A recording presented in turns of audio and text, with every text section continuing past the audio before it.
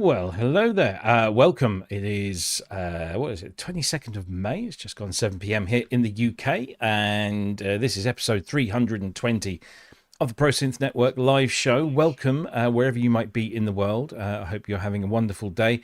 We're having a bit of a scorcher here in the UK. It's quite unlike us to have very nice weather over a long weekend, which we have in line with many other parts of the world that have a 3-day weekend at the moment. If you don't, I'm sorry, but yeah, we've actually got good weather for a change on a bank holiday weekend, so that's nice. But of course, it means I have to have all the doors and windows shut, and I've got the fan going. Noise reduction is on. Hopefully, it's not interfering too much, but do let me know if it is.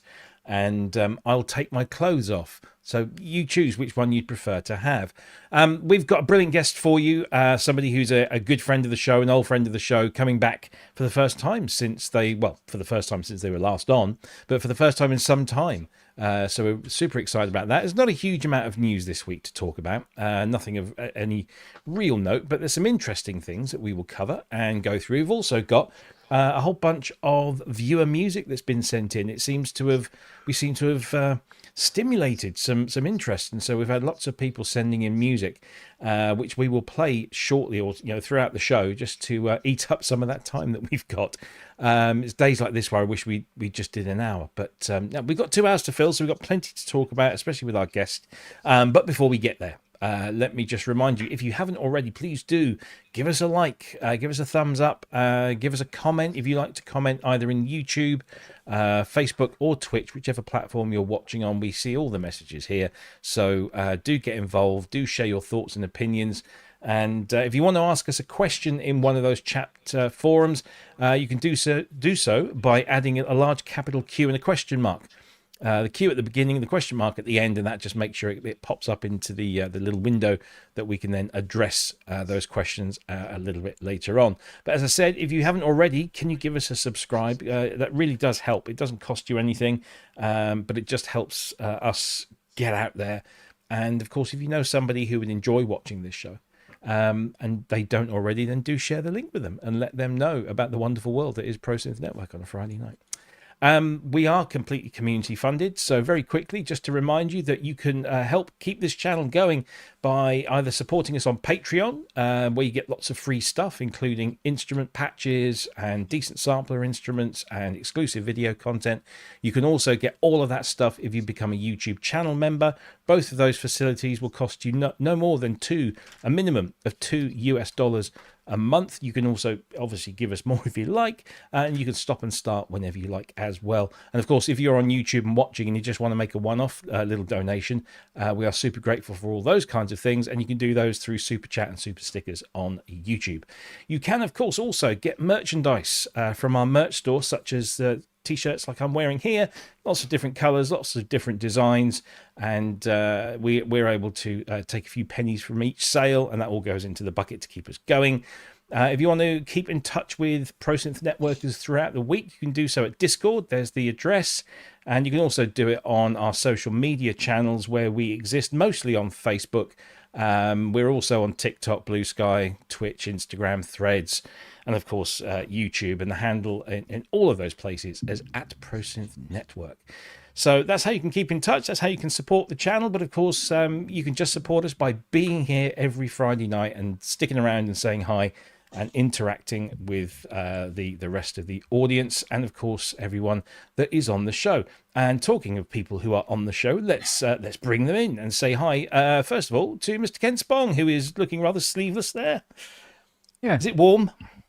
It's been a tad warm out there. What have you been doing today? Have you been Mustanging? No, front suspension on the Oh, you didn't do the smart car. Did you manage to get that bolt undone? Yeah.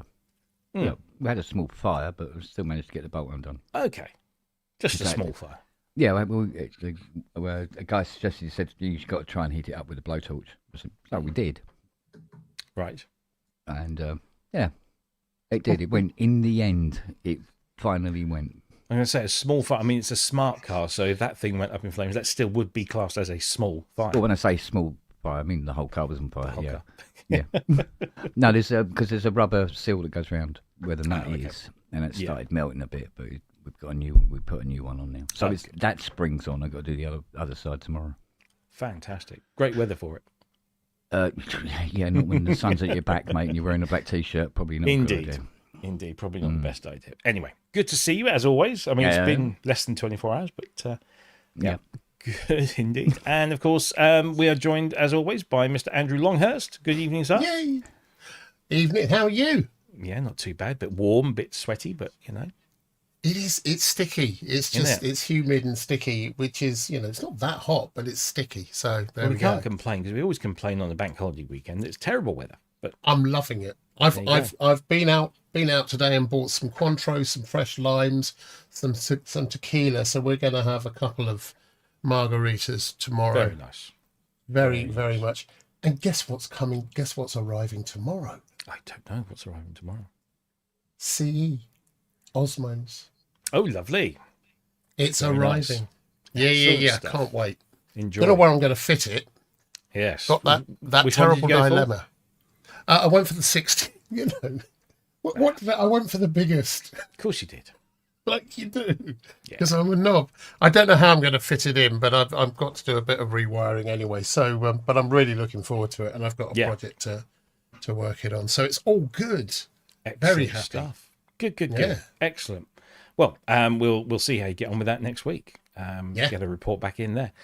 Brilliant, excellent. That's Kent and Andrew. We don't have any Jason or Scott because they are both otherwise engaged, but they do send their love, and I'm sure they'll be back at some point in the future, hopefully next week. But we do have an amazing guest. You might know this gentleman from previous shows where he appeared in his capacity as an employee of one of our favourite software companies, Cherry Audio. But he has since decided to kick back and put his feet up and kind of enter retirement, which kind of sees him now busier than probably ever before. Welcome back, ladies and gentlemen, the one and the only Mitchell Sigman. Hey. How you doing? I am doing great. Always a pleasure to be with you guys. Yeah, it's been a while now. Yeah. So are you all settled in your new place? As much as I can be, yeah. It looks pretty cool. Yeah, there's always a project with an old house, but there are no boxes anywhere, That's good. We're Apart out of from the box boxes space. Behind you over there, yeah. Oh, no, those don't count. So you've got the most important room set up there. It's a nice. I mean, you've got some nice gear on show there. A Polymoog and a Mini Moog, and there's some stuff on the wall behind you as well. What's all that about? Yeah, so I decided to put my childhood keyboards on the wall. Oh, that's cool. All of which I've owned since I was 14 or 13, and they all still work. Oh wow! So what we got? We got Casio VL1. And then it's another Casio Tone or something. Is it MT20? 40. It's the 40. It's the Slang Tang whatever song. That's it. Yeah. It's that one. But I didn't know it when I was 14. And then I can't. My eyes can't determine because it's black. I can't really. There's a Radio Shack Moog MG1 concert MG1. Yeah. Yeah. There you go. Those were your first three synths. Yeah, and that inspired the Cherry Audio version that we did as a freebie. Of course. Yeah. Is it Surrealistic? Yes. Is it yes. called? That's it. Yeah. That we see. I still say we like I still you work. Still there. say we. So I'm gonna re-aim this. That's back. it. Yes. That makes sense. This is sort of the, believe it or not, halfway setup. I still have a bunch of stuff you can actually see, like right there. There's a Jupiter 4 hanging out there. There's a there's my VP 330 vocoder is there. There's a Mini Moog. There's another Mini Moog back there, believe it or not. So I'm just starting again. I'm assuming the Emulator 2 is boxed up and ready to ship to me here in the UK. Actually, it's never come out of the box since we moved. Well, it's really sad. But this is sort of the temporary studio, believe it or not. We are building a big garage and studio on top thing, very nice. Which will be probably way bigger than I actually need. But then I can set up everything. Yeah, absolutely. Yeah, I'm getting to the opposite point now where I'm running out of space. Where's Andrew gone? There he is. I'm literally running out. I have nowhere to put, and I'm picking up a new synth tomorrow, so I have no idea where that's going. I really don't. But Always buy more than you need, or in your case, get a studio that you can fit in more than you need. I mean, I still have a bunch of stuff in the closet, and so doing this record that I just did, I really sort of like we don't have to talk about that yet, but I kind of did pare it down. I mean, really just like a lot of the Prophet and the modular and the mini, and like just because like, oh crap, I don't want to dig through the closet and try to set something else up. So a lot of it was just predicated on, well, it's already set up, I'll play that. Yeah. Cool stuff. Thank you to Andrew for his regular donation. 320 shows. I know it's how scary stuff. Scary stuff.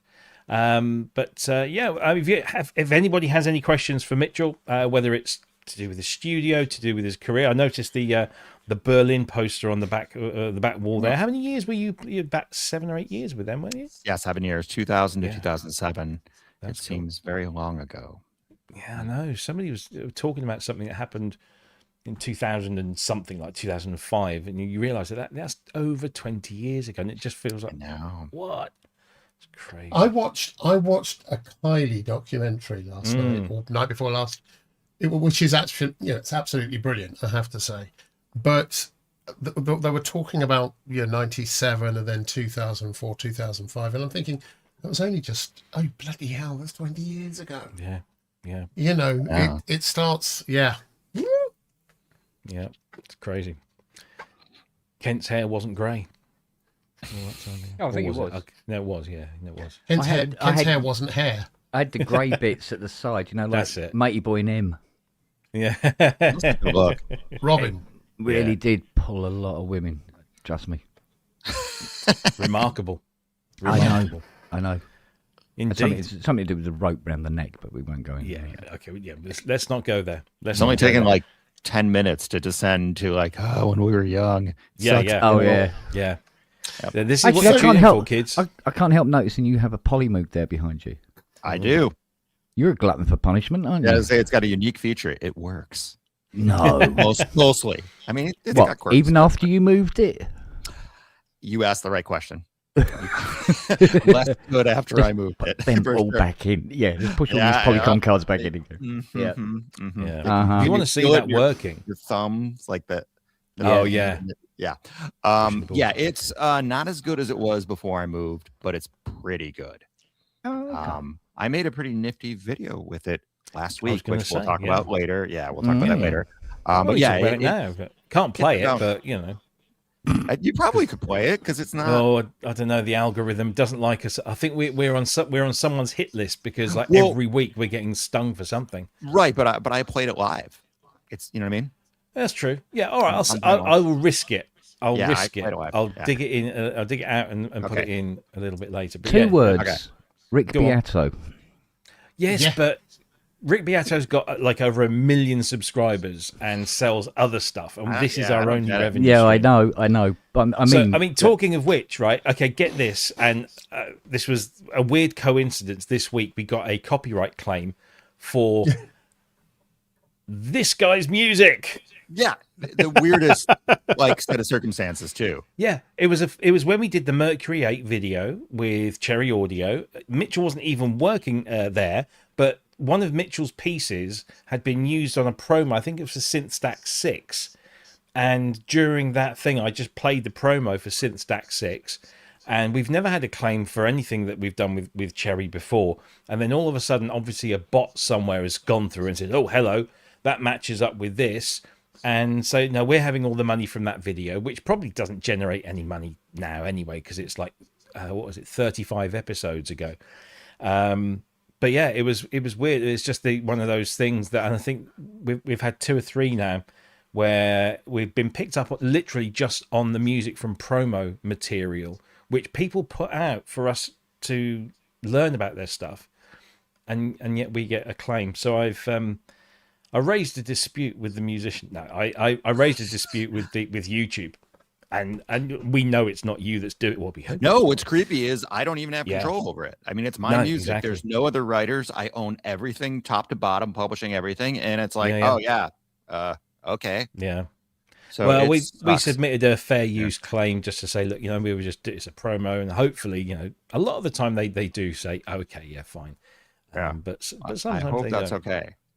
Yeah, even if it isn't, honestly, we can take steps, but I don't want to, because I really don't think that video generates anything more for us anymore anyway. So I'm happy to just leave. I have to talk you into playing part of my reel video, for my reel song from the record, and I'm hoping that won't be an issue.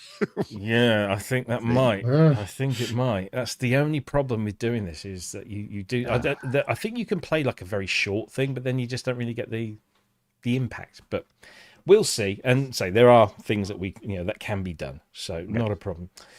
Right. Okay. So well, let's talk about memory banks. This is the brand new album from Mitchell Sigman. Here it is on his website, which is mitchellsigman.com. That's Mitchell with 2 L's, just in case you're wondering. Memory Bank solo record. And tell us all about it. Where did this come from? Has this been something you've been plotting for a while, or did you find a sudden rich form of unlike other things I've done, this was sort of not planned. At some point I got this idea of doing a few tracks that sounded like ELO, because I love ELO. And when I say like ELO, I mean the massive vocal productions with all the call and answer stuff with 1 million tracks of layered vocals. And I wanted kind of conventional songs, not like electronica. But on the other hand, I didn't want to just do regular drums and stuff. So I thought, well, what if I do a kind of Kraftwerky drums, and which I didn't fully embrace, but there's definitely parts of it where you go, okay, that's bleepy and Kraftwerky. So it was just trying to put those two things together.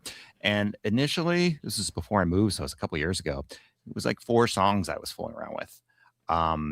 And then we moved, and I started working on more songs. And sometimes with luck, you get into sort of a rhythm, and you start writing a lot of songs, which only happens for me kind of sporadically. I'm not one of those guys who's always cranking out tunes. And so eventually I had like 10 songs, and I was like, okay, well, let's make this a record. And that's kind of what happened. Excellent. So it wasn't really planned.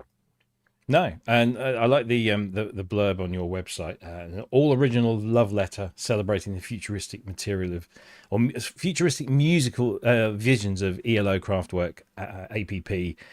No AI, no Suno, no loops. Yeah, I didn't know if that would offend people or not. No, it doesn't offend me. Well, not you guys. I'm no barometer for that kind of thing. But I tell you what, it reminds me of. Do you remember back in the mid '80s that people were saying no Fairlight was Fairlight was used on this record. Right. Who was it? Phil Collins did that, I think. Talking Phil, I saw a little thing with him this morning on the news. He's looking a lot better and certainly sounding better. Just being inducted into the Rock and Roll Hall of Fame as a solo artist this time. So interesting. Deservedly so. Yeah. So. What sort of things can we expect to find here? Is it all up tempo? Is there kind of a mixture of everything? There were a lot of mid tempo tunes. That's the Alan Parsons reference. Kind of like that "Don't Answer Me" song was sort of a kind of template, that tune. Just a lot of that boom, boom, boom, right? And so I realized that, and I was like, okay, well, I better do some up tempo things and do some different things. ELO records always have like a traditional rock and roll song. So I did this song called Meet Me at the Show, where I just banged on piano and did this full on like Cheap Trick ELO rock and roll song. And then there's some stuff that's more atmospheric and Kraftwerky. And people seem to like that stuff, strangely. So I tried to balance it out a little bit, but mainly it was, this may sound strange, but it was just trying to sit down and write legit songs and dress them up with tons of synths and cool production later. It's easy to kind of like write a song on an arpeggio, you know what I mean? Like fooling around with synthesizers. And some of them are like that, but I really tried to make an effort, because I don't consider myself a legit songwriter, to just sit back there with the acoustic guitar and voice memos and a pad of paper and just write a legit tune or an electric piano sound, something really basic. And just have good melodies and, good tunes. And, once you have a quote good tune, hopefully, the dressing them up with lots of cool synthesizer noises is kind of the easy fun part. So that was is kind that of how the you goal. start with it, just like sat down with the guitar and stuff, and then just start that, and then bring that into like a computer environment and start embellishing it with? Yeah. Usually there's a teeny idea that, okay, I could do a song about this or a melody or a line or whatever. And unlike how they usually show it on TV and movies, where they like have the one line and then just the whole song's done, yay. Yeah. It's really in reality like one or two lines, and then beat yourself up for the next hour trying to come up with the rest of it. But I kind of settled into a pretty neat system. But maybe a lot of people do this now. I was slow to embrace it, but now I use all voice memos just on the phone, on the iPhone. And I just record a bunch of those, and I try to do them pretty well in time or whatever, playing keyboard. And it just removes all of the BS of why isn't the microphone working, or why isn't this synth working, or, and that derails you so much, because I find that like being in the creative mode is so precarious anyway. It's so easy to get distracted and messed up from that. So, I do a bunch of voice memos, and then the clever bit is that I just airdrop them to my computer, bring them into Logic, and then I do the I always forget the smart tempo and lock it to the grid, and now I've got all these little pieces of the song of me singing and playing, or and then I can lock them to the grid, move them around, and start building the arrangement from there, all with virtual synths, again for speed and efficiency. And then when I finally get the whole thing sorted out, then I break out the big boys, and at that point, you're not thinking about ideas and arrangement and creativity. You're just thinking about, how am I going to get the coolest bass sound on my modular or whatever. And you can really cool. And are you also using real guitar and other instruments? How are you handling that? Yeah. So I'm a pretty, seasoned guitar player, so I can do that. But on this record, and it's the only one I've done like this, I think, there's a bunch of acoustic just to sort of underpinning 6 and 12 string. But I realized when I finished it, there's like only one song that has electric guitar on it. So it's pretty keyboard based. I played real piano on it. I have a real 7-foot grand that's a million years old in the other room, and I recorded that with the laptop. That's hard. You got to play it right. It sucks. Millions of takes to try to get the simplest thing right. So mostly synth based, but there are, and same with bass guitar. Some songs that have synth bass, which would usually be the modular. I know I'm pointing at nothing. 5-unit synthesizers.com modular with Oberheim SEM in it. The SEM gets used a lot for that kind of thing. Or real bass guitar, or both, depending on what the song is. We had a question from our friend Custom Sonics. How much of the album used virtual synths versus hardware? So I mean, you're talking about using, plugins in the writing process. Do a lot of them remain after you've do you overdub the whole lot? No, it's funny because like this was always weird for me when I worked at Cherry, and nothing against Cherry. They make awesome stuff and I love their stuff and I use it all the time. But on the record there, let's put it this way, everything that I could possibly replace with a real analog synth was replaced. Okay. So, and that means, there's pianos and electric pianos, that kind of thing, that you end up using samples. And I use, you guys, people are probably tired of listening to me talk about it because I just did a video about it. Cherry Audio Harmonia, I absolutely love. It's like my favorite synth we did. And I use it all the time. It's all over the record, and it does lots of cool digital noises and things that are like sync to master track, that kind of thing. That's, doesn't make sense. You can't do with an analog synth. So I use that a lot. That stays. And they get fed through my analog path down here. Silver, I guess you can't see it, but I have like a louder than liftoff silver bullet, stuff like that. So some of that, but anything that's, resembling an analog synth kind of sound is done on the real thing. I usually think they sound better. They sound a little nicer. Sometimes you can't tell, but honestly, it's just because I like to play with them and tweak knobs and fool with them as the sound's recording in, as the audio is recording in. I'll be, very minorly tweaking things, and I have them, and I don't, I may as well use them.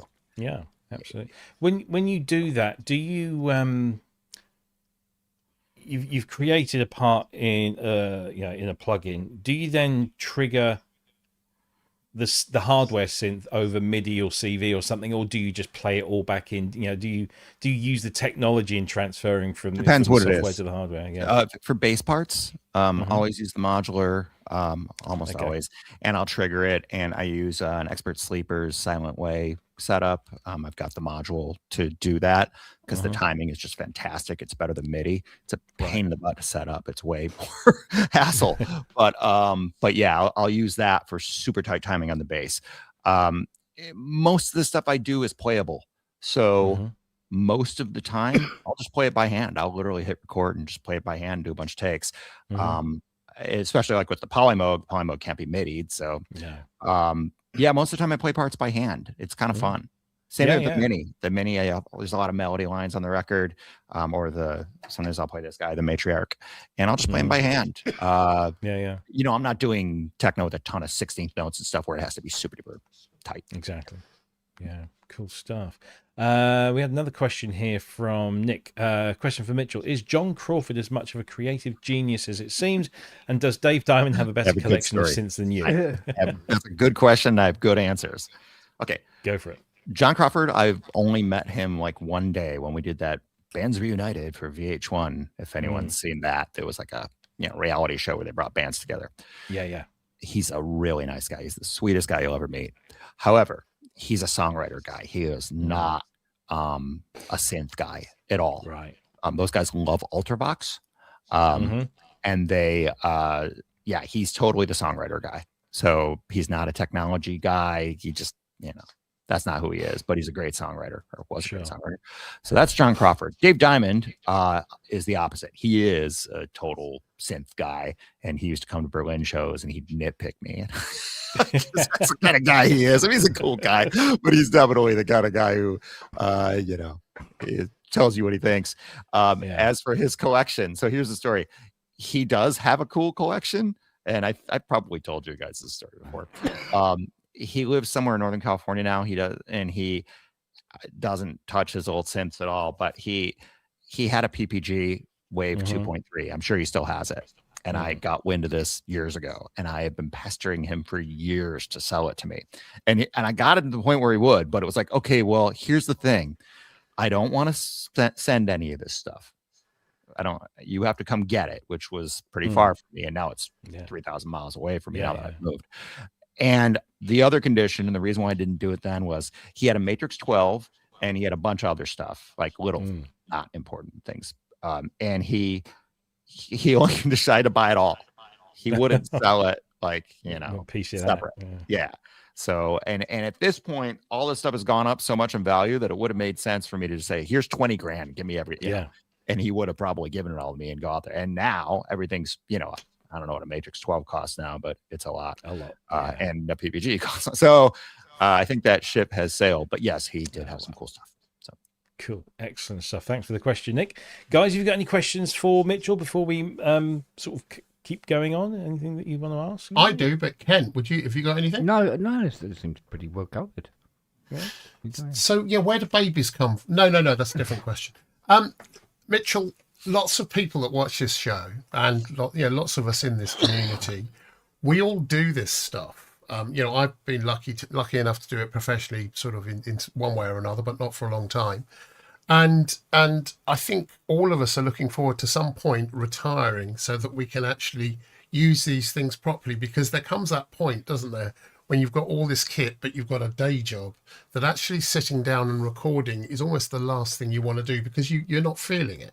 Absolutely. You're not feeling it. So I really wanted to know, for you, having decided to retire and put all this stuff up, how's that transition been? How have you found, has it been liberating for you creatively? No. Not as much as I expected. You fibber. Not as much as I expected. Like it didn't, I don't feel like I'm on vacation all the time. It feels like there's always something I have to do, almost as if I had a job. And I know that's a lame excuse because I don't really have anything I have to do. But the one thing that is different is exactly what you said. For years and years, when I had a job, no matter if it was a job I liked or not, I think we all pretty much have jobs, probably everybody listening to this, where you sit and stare at a computer all day. And it's really tough to sit in this chair, all day doing work stuff, whatever that might be. And then at the end of it, you go eat dinner and you go, I'm going to go back there and sit in that chair for another 4 hours and, do my music thing. So it's always been really, really difficult to balance those two things. That's always the problem when you have a job and you want to be creative. So in that sense, yeah, I don't have that burnout. That's the nice part. So it's not like I find myself making tons more music or having this prodigious output, but I usually like to work on music at night. So at 7 p.m., I'm not like, oh, I don't want to go back there and work on it. I'm more motivated for sure.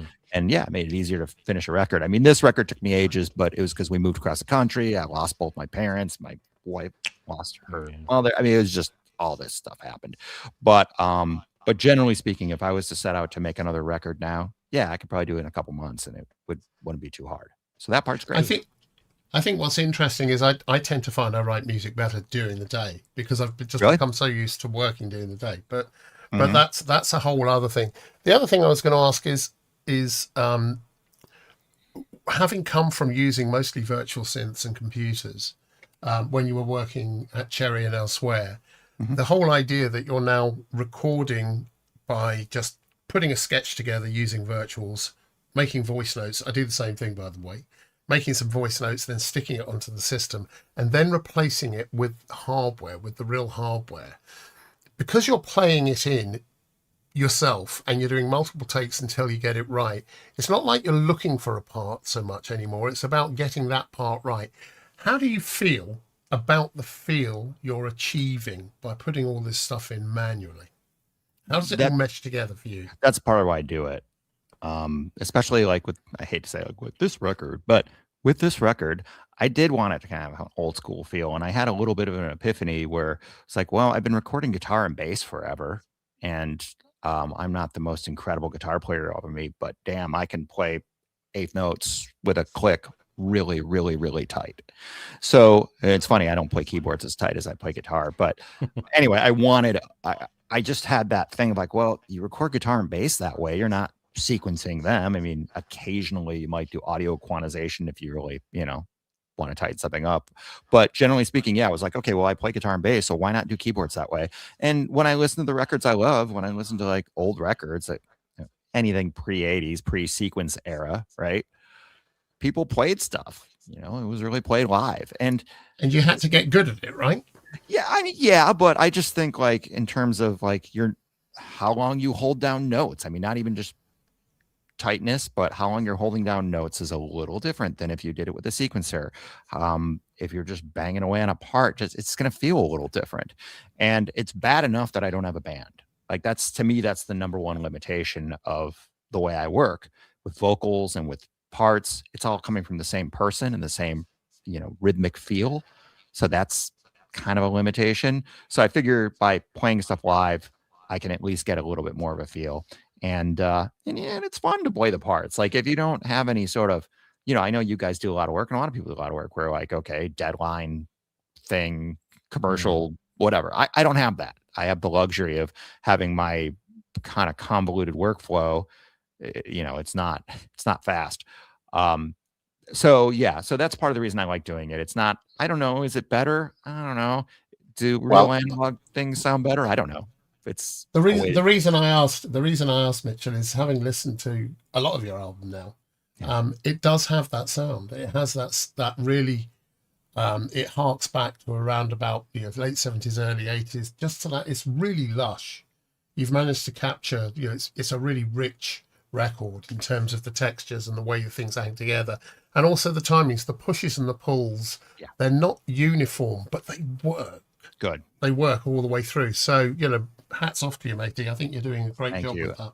I mean, really good. It's not, any sort of super calculated thing. And, I'm not sitting there going, oh, I'm pushing the beat forward or behind. You just play like you. And I just think it has a little more personality than, hitting quantized to 16th notes. But for what I'm doing, if you're doing industrial music, that would be stupid. I would absolutely tightly quantize everything. So it really depends what it is. Another thing that I actually kind of wish I did on this record, I wish I had a real drummer on it. because I'm a decent drum programmer, but still, every time you sit down with a real drummer and they do some fill, you're like, and it doesn't even necessarily have to be anything complicated.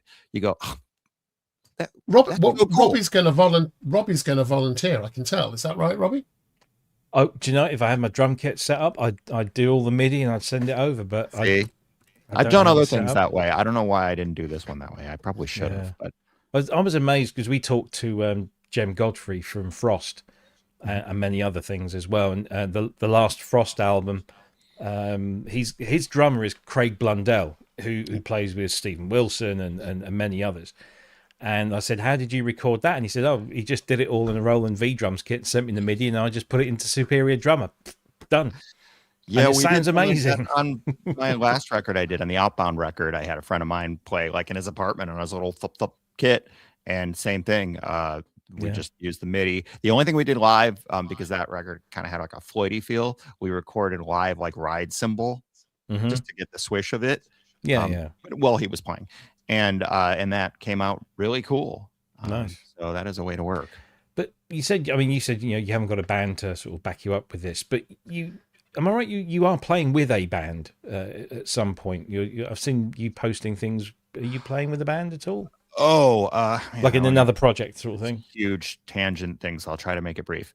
I had a project called Celebutant in the 2000s. It was my sort of electro project. And I did have a live band in Los Angeles that we played some gigs with it. It was really fun. And so somebody out here, some friends of mine I met, some great musicians out here, my friend Brian Larney, those guys asked me if I wanted to play. They're like, do you want to play a Celebutant gig with us? They've got their own electronic band called Model Kit, which is really cool. Look them up on Spotify. So they didn't realize, because they didn't know me very well, that Celebutant was something I did a long time ago, and I hadn't played a show with it since 2009. And they were like, you want to play a Celebutant show? And I was like, okay. That was a couple months ago. So I thought, well, I know the tunes. It's not that complicated. I still have all the sequences. So I threw it together and we played a show at a little tiny place. My wife sang backup. My friend played keyboards. So basically, threw something together. Which do you prefer? Do you prefer solo or working with the band? Or are you happy to float between the two? Well, honestly, most of the stuff I've done in probably the last decade, I've pretty much done myself. When I played with that band, it wasn't really a band. It was just, I was like the Trent Reznor of it. It was all my stuff, and I just did what I told them. So, I did a record a couple of years ago in Vegas with a drummer I collaborated with, who was a great songwriter and a really good singer. So he played drums, he sang, he wrote the tunes. I did everything else. And that was a fun collaboration. I think if you find the right person, it's hard to find the right person, because they need to know to shut up and do it my way. No, I mean, if you find the right person, it's good. Bands can be bands. And honestly, like with my own stuff, this sounds dumb, but the reason I do everything myself is because I can. It's really just a thing of like, okay, well, I need a bass part. Okay, go grab the bass and go play it. I don't need someone else to do it. My bass parts aren't insanely complicated.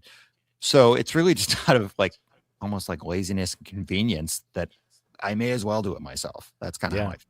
Absolutely. But that said, I'd love to, play with. I like playing with people. It's fun. Sure. Yeah. I don't know whether this is biased or not, but our good friend, mutual friend, Robert St. John. Total bias. Not even exaggerating. Mitchell's Memory Banks is my favorite album this year so far. Feel good release of the year. There you go. I promise to say that. Put that on the advert. Yeah, put that on the advert. I got to screenshot that.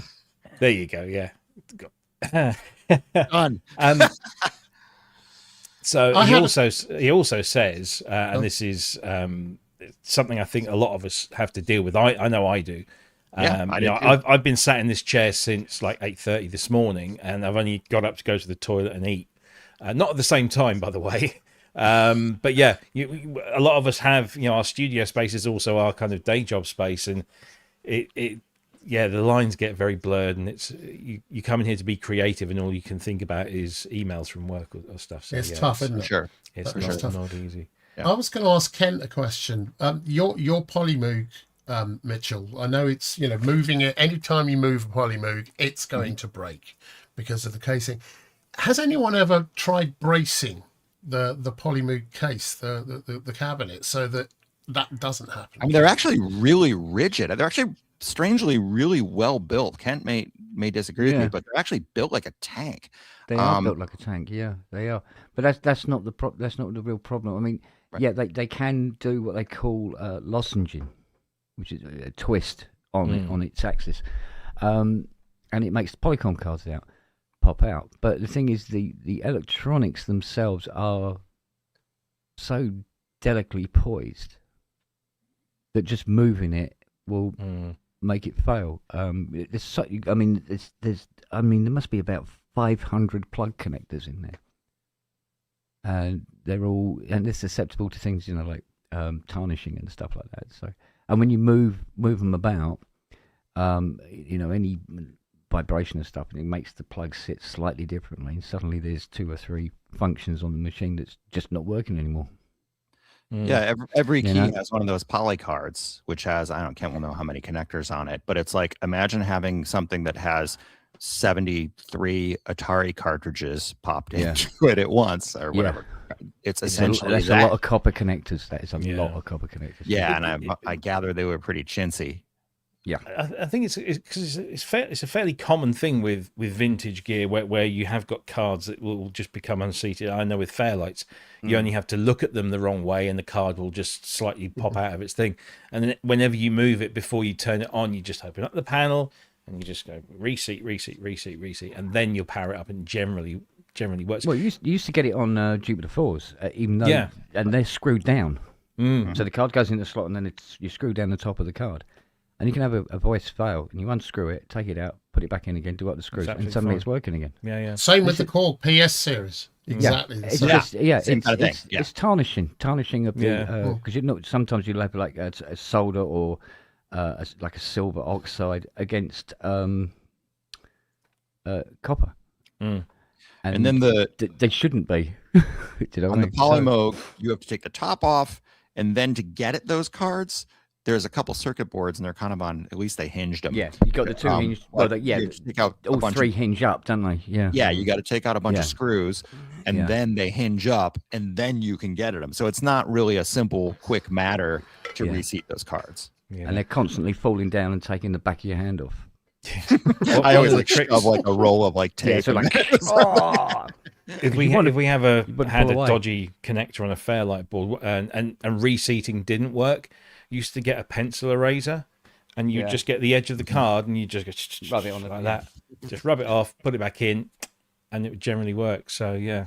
Well, the PS is what I do was resolder the contacts and then put it back in. Yeah. And I think Hans's one's still working. I haven't heard from him, so I imagine it's still working. Cool. Everybody watching this is like, man, I'm never getting one of those little pieces. Yeah. I'll stick with plugins. Yeah. Nick says, definitely getting a bit of an OMD vibe from some of Mitchell's stuff. It's very nicely done. I'm assuming that's a compliment. Yeah. It's really weird because I told everyone, hey, it sounds like ELO, like with some craft work. But the feedback I'm getting from people is, oh, it sounds like Human League and OMD, which is all stuff I love. So that makes sense. Both of those bands were inspired by Kraftwerk, but especially OMD. They went to see Kraftwerk and said, this is the future, and off they went. So it's clear genetics going on. It's good that loads of people are taking different things from it. Yeah, it reminds me a little of the Tubes. Really? There's apart from the guitar, it reminds me. There's something about the vocal quality and the arrangements which reminds me of Tubes. I'll take that. So really good. It's a good thing. There you go. Right, let's take a little break. Let's play a piece of viewers' music because we've had loads sent in, and thank you to everyone that's been sending stuff in. I don't know which one to play here first. I think I'm going to go with this one from a guy who we know and we love, AD Vision. He goes under the name of AD, and he was in Berlin, I think, a couple of years ago for Superbooth.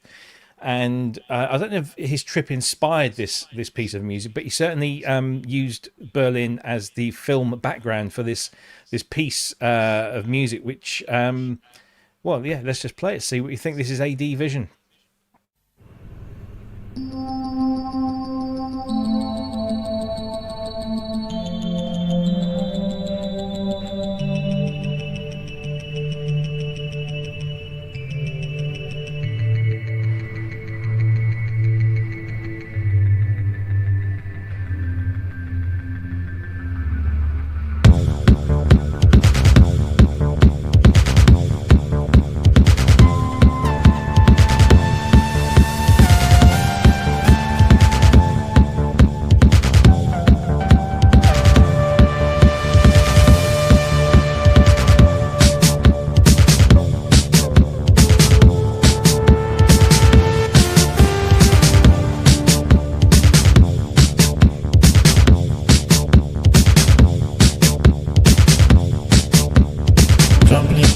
faces in crumbling places, crumbling walls, crumbling malls.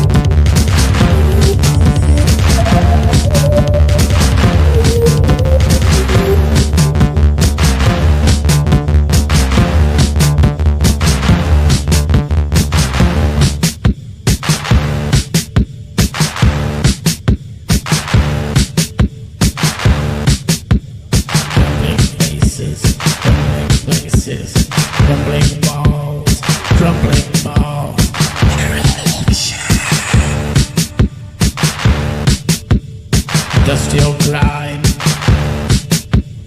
is in decline. Urban crime, civil decay, is civil delay.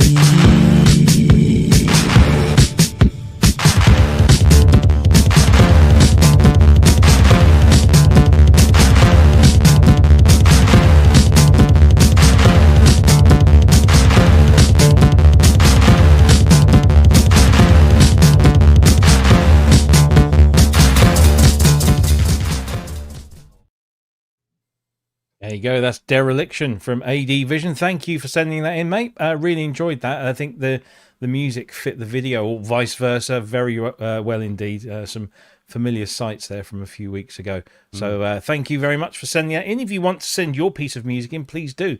Send it with a video, preferably. I mean, I can do stuff, but I don't always have the time to create something. Something I'll show later on is something I did. But yeah, if you've got it set to a video, that'd be great. Make sure that we're not going to get blasted by the copyright police as well, and we'll happily play it as part of our viewers' music. Maybe we'll do a compilation album at some point. That'd be cool. Raise some money for one of the foundations. Who knows? That's an idea. Just putting that out there. There you go. So Steve Elworth has posted AD Vision's YouTube channel in the chat if you want to go and check out the rest of his work. And he also did a brilliant Synthspirations. And of course, don't forget, we still do Synthspirations. So if you want to put together a short video telling us about the electronic music that, or just music that inspired you to do what you do with electronics, then do put one of those in. Send it all to rob@prosynthnetwork.com. You're looking in the wrong place. You're looking over the outside. Am I? Yeah, that's it. There you go. Yeah, there you go. He's over there.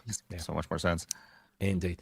So there you go. We'll have some more music from our very talented viewers coming up shortly. But talking of music videos, our good friend JD Sanchez, of course, you guys will all know who James is. He's obviously watched the video to your single, and likes it very much. How long did it take you to create? Because you've got some very cool effects going on in your video, Mitchell. A long time. I mean, it didn't take very long to shoot it. We only did like 1 day in 2 locations, and then I went back and shot some more B-roll. But I don't know if you can get away with playing any of the video, but it has a lot of crazy effects in it, mainly like the kind of Star Trek-y fuzz TV thing. And I did a lot of Final Cut magnetic mask effects. And that is a really amazing thing. It's kind of like magic wand for moving things. But it took ages to do just because there's so much just fine tweakery in there. So yeah, it took probably, I don't know, 2 or 3 weeks to edit. I mean, it's sporadic. Let's see if we can get away with a brief clip. I'll have to mute it just in case, but this will give us an idea of the kind of visual trickery that's going on here. There we go. Let's just bring it up very slightly. Copyright, please. It's my song. I know, right?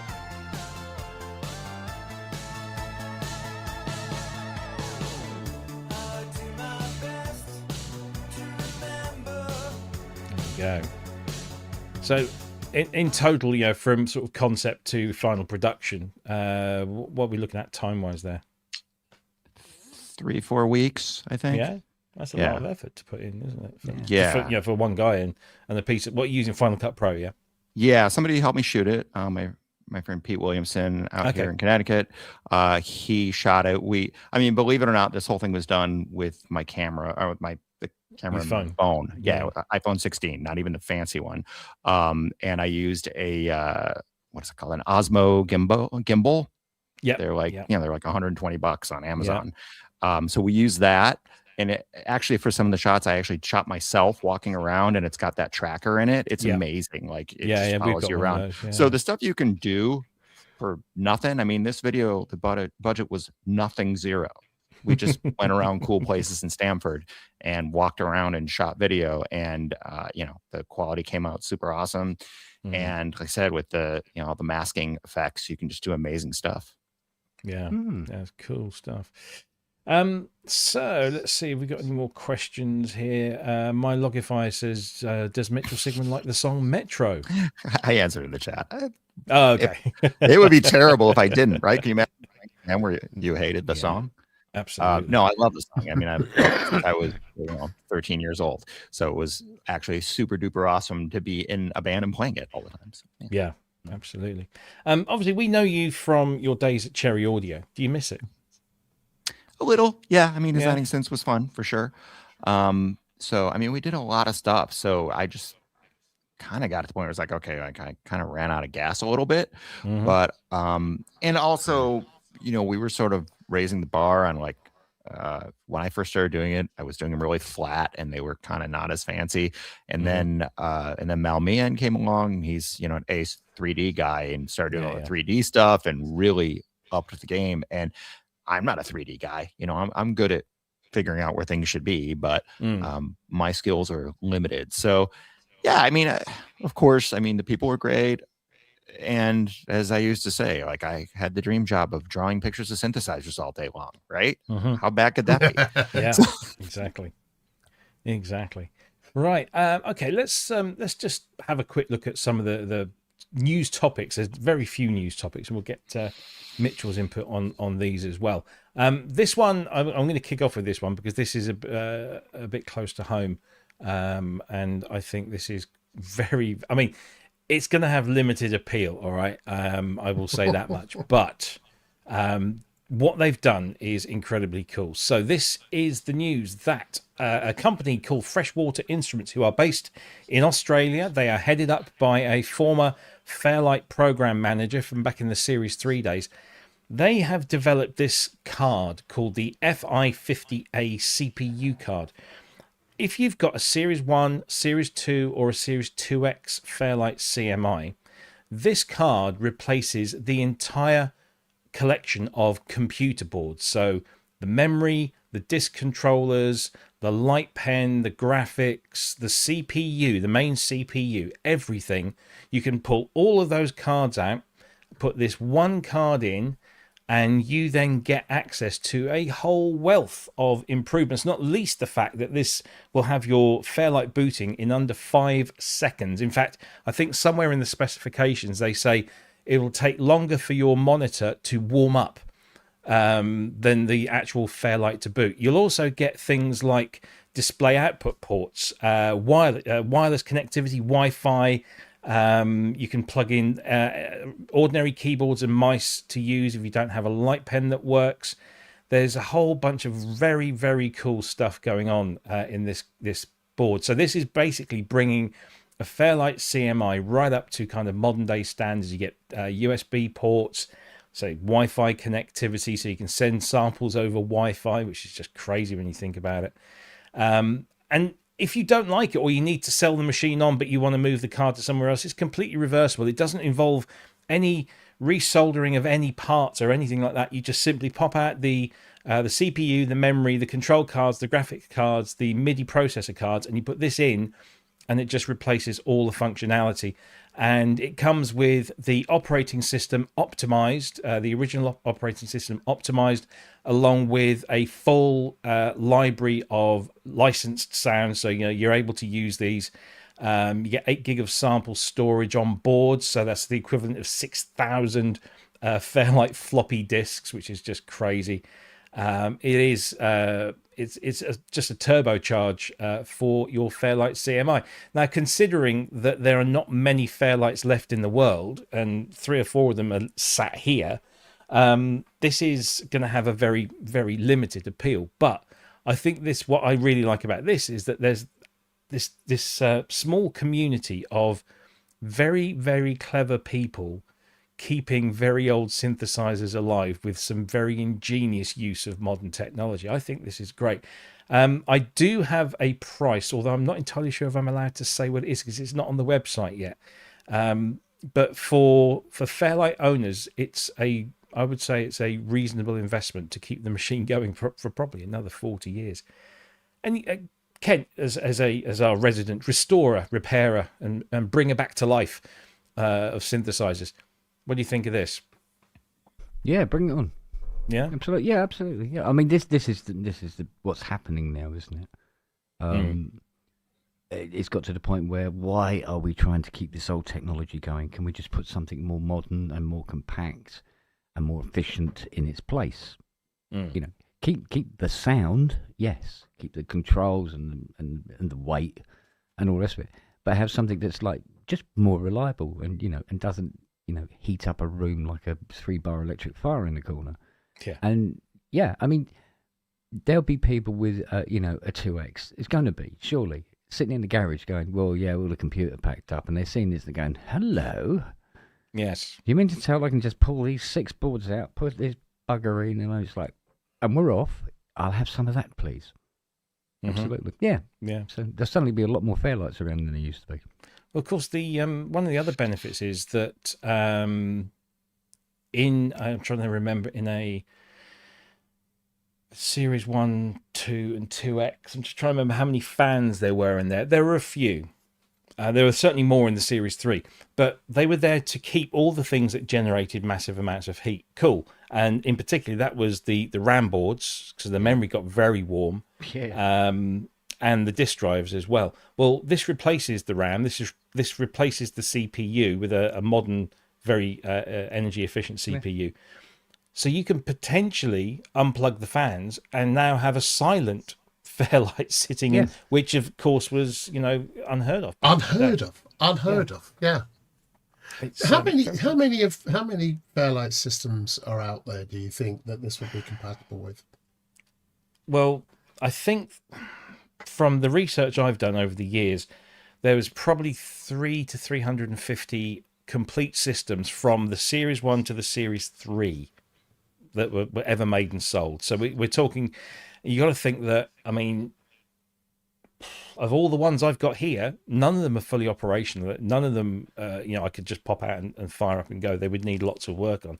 So actual working Fairlights, not a lot, and probably less of the Series 1, 2s and 2Xs than the 3s, because the 3s were much more sturdy and much more modern in terms of their connectivity and their use. And didn't the 3 have a higher sampling rate and bit rate? Yeah, 3 was 16-bit, and it could go up to 100 kilohertz. No, this actually does increase the sampling rate from 8-bit to 10-bit, so you can get higher quality samples in there. But that kind of defeats some of the the endearing stuff about the you want it to be 8-bit. You want it to be 8-bit, and you want it to do all things. But this is the beauty of this card; it doesn't replace any of the sound cards, or the voice cards. The voice cards will still be whatever they are, with their the wonderful dynamic filtering that kind of obviously gets rid of the aliasing, but also colours the sound in a very kind of unique way. Well, I know the existence of at least 3 2Xs with dead computers. Yeah. So, wow. So the question is, would it be possible to do an up-to-date version of the voice cards in the same way that kept... Yeah. Is that something that is being looked at, do you think? Again, I have to be careful what I say, but let's. I mean, I know that my colleague Peter Wilk did replacement voice cards. They weren't improvements; they were copies of the originals, simply to fix broken ones. Yeah. But so this company, Freshwater Instruments, are headed up by a guy called Paul Schlusser, who's a good friend of mine, and he used to be a program manager for the Series 3 back in the day. He's an incredibly clever guy. He's coded pretty much all of this stuff. Freshwater Instruments are doing, the first thing they put out was last week was a brand new light pen for the Series 1, 2 and 2Xs using, do you remember they did the 30th anniversary edition back in 2011? Or say Peter Vogel did. He didn't sell all of those because of all the legal things, but he had spare light pen parts. Now, when I say spare light pen parts, the light pen on a 30A isn't a light pen. It's a stylus. For a Wacom touchscreen thing. So there was no light pen shenanigans, but he made a casing, or had a casing made. And so he had some of these left over, and Paul has taken these and then actually fitted light pen components into this light pen and sourced the original connectors. So they will hook up straight to your Fairlight monitor. It's the same size. It will still fit in the little recess in the screen. And so he's selling those. And this is the second thing to come out of Freshwater Instruments, and there will be more. Again, I can't say what it is, but it's very exciting. But this, I think, is great. Mitchell, I know you've got some old bits in your collection. I'm not saying if you had a Fairlight, but if you had an old synth where somebody could come up with a single card that just completely rejuvenated that instrument, is that something you'd be interested in? Yeah, absolutely. I have that Emulator 2 Plus. I have I lucked into the world's cleanest, most stock Emulator 2 Plus HD you'd ever find. It was owned by this composer guy in Vegas, an older guy. Cool.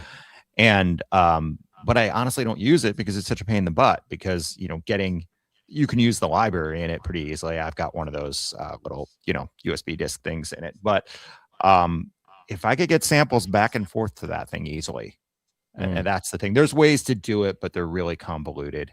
But yeah, it's a real shame, because I think people want that, that vintage 8-bit sound that you get with Fairlights and those early emulators. Every guy I knew in an industrial band when I was 20 had a secondhand Emax, not the 2, the 1, that still sounded crusty, and it was a sound, and it sounds awesome. It's all over the first 9 Inch Nails record, and there's kind of no way to do that now. There's no plugin that does that. No. And I mean, I was talking, who was I talking about this the other day? There's this small band of very, very clever people. I'm thinking Andrei Kudryavtsev and Joe Britt over in California, who do the Luma 1, LM1 recreation. And Andrei's just done a whole bunch of stuff for the Casio FZ1 and FZ10. So there's a whole bunch of new modern parts that will replace the ailing screens, and there's a data transfer thing, so you can get samples into this thing across from data. And you got Craig Aspin at Sweet Discreet, who does all the metal work and the silk screen printing on the faces and the paint jobs and everything. You've got the wonderful Chris Poacher, who produces Gotek USB drives for any and everything that had a floppy disk drive in the past, and he does custom fit, so it literally is plug and play. And there's a whole community, fairly small community, but a brilliant community nonetheless, who are keeping these old things going using modern technology. Dr. Mike is in the chat and he's asking, will this resurrect a CMI that's been bricked by a dead floppy drive so it can't boot? I think I know the machine you're talking about, and I think I've mentioned this to them. But yes, I do believe it will, because this replaces, I believe, the floppy drive controller. So by putting this in, you should be able to resurrect an old Series 1, 2 or 2X that has no floppy drive or anything else connected to it. So yeah, I think it's entirely possible. But very cool stuff. And probably the most exciting bit of news this week. That kind of says a lot, doesn't it? There's so many more though that's needed. There's so many more that's needed. Oh yeah, absolutely. CPU controller board for the Elysis A6. Yeah, somebody's got to come up with Andromeda bits, haven't they? What else? Waldorf Wave. Magnetic card reader replacement for CS70. Yeah, that'd be handy. Because there is one for the Synth GS, key. isn't there? Yeah. Yeah. And there's that one that I fitted to that GS1, GS1. Right. There isn't a lot of those machines about. The guy clearly did not develop that to earn a shitload of money, for sure. I think I'm the only person who's bought one. Jeez. Oh dear. Anyway, well there you go. So if you have an old Fairlight knocking around, as everyone does, just have a look in the pantry. I'll look in my garage. There might be one in a box covered up somewhere. But you can kick it back into life with one of these cards. I really want to see this working up close. And I would order one for the Series 2X that I've got in the garage, but unfortunately it doesn't have any voice cards in it. So it would boot. I mean, it boots anyway, but it would boot with this, but it wouldn't be able to make any noise. Pretend. So yeah, I'll just... Yeah. You got the screen, it'll show you. Yeah, self-sampling. What else have we got news-wise? Oh, yes. So this is going to be an interesting one to talk about. There was and I'm going to go leak online, because I'm not entirely sure if this was deliberate or accidental. We'll give them the benefit of the doubt, and we'll say it was potentially accidental. But Behringer have been very, very quiet of late, which generally means they're ramping up for some sort of product announcement. And very briefly, on their website earlier this week, a whole bunch of new things appeared. Things that we kind of knew were in the offing, some things that we didn't know about. So, for example, here we can see the website showing the VCX3, which is their VCS3 clone, which we've seen prototypes of this knocking around for a little while. So that seems to confirm that it's probably close to production, if not in production, then close to release. We saw the AKS Mini, which is this thing over here, which the images aren't that great. But this is a VCS3 inspired pocket-sized synth. It even has, I don't know whether it's a true Vernier or a sort of cheap copy of a Vernier, but it has one of those on this little desktop handheld synthesizer. There was also this image here where there was no image, but there was a placeholder for an SP1200, which was billed as a classic hybrid 12-24-bit stereo sampler with an analog filter. So you don't need to be a genius to figure out what that's about. What else did we have? There was, the RD765, a classic hybrid sampling drum machine. No clues what that is. But there was also this one up the top right-hand corner. It looks like Behringer, this is the first time I've seen or heard about this. Looks like they're cloning the Korg Mini Pop 7 in that kind of format that the RD78 and the RD6s are in. So might be looking forward to seeing a recreation of that. There was also the 1601 sequencer, which was being shown there as well. That's a beast.